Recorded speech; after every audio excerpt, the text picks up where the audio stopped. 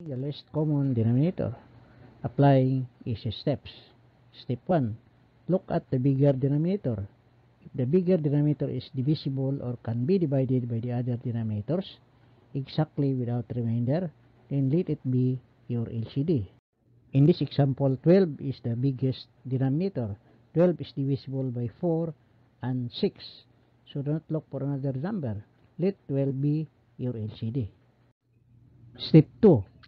If the bigger or biggest denominator is not divisible by the other denominators, start multiplying it by 2, 3, 4 or more until you come up with a number divisible by all the denominators.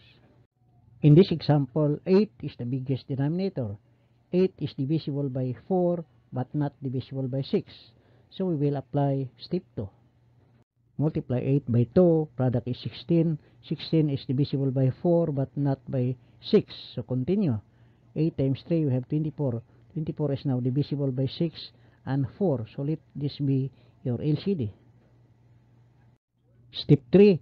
If the denominators are subsequent numbers like 3, 4, 5, and 6, 7, 8, 9, or prime numbers like 3, 5, 7, 11, 7, and 13, just multiply all the numbers. The product will be your LCD. In this example, the denominators are 3 and 4. Multiply 3 times 4, you have 12. 12 will be your LCD.